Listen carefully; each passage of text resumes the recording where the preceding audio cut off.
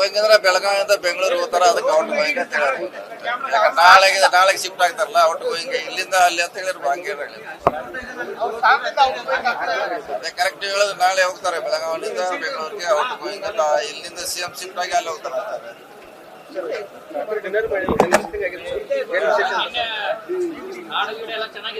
ಏನು ವಿಶೇಷ ಏನಿಲ್ಲ. ಹುಡುಗ ಮೊದಲೇ ಸಲ ಎಲ್ಲ ಸಾಕಷ್ಟು ಸರ್ ಈಗ ಸೇರಿದ್ವಿ. ನಮ್ಮೂರಿಗೆ ಬಂದಿದ್ದಾರೆ, ಲೈಕ್ ಮಾಡಿದ್ದಾರೆ.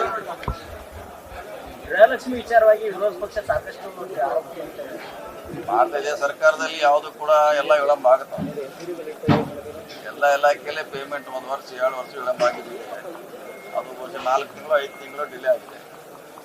ಕೊಡ್ತೀವಿ ಅಂತ ಹೇಳಿದಾರೆ, ಕೊಡ್ತಾರೆ. ಈಗ ಅಲ್ಲಿ 24 ತಿಂಗಳು ಕೊಟ್ಟಿದ್ವಿ.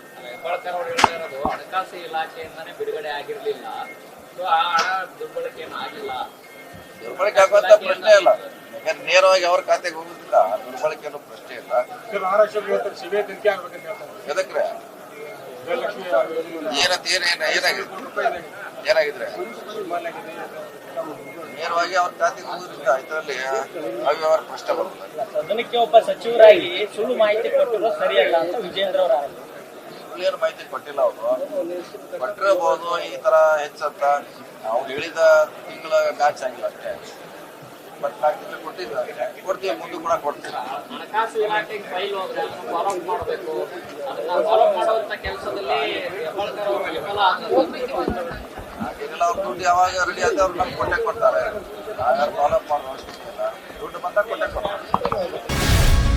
ಗ್ಯಾರಂಟಿ ನ್ಯೂಸ್, ಸುದ್ದಿ ಖಚಿತ, ನ್ಯಾಯ ನಿಶ್ಚಿತ.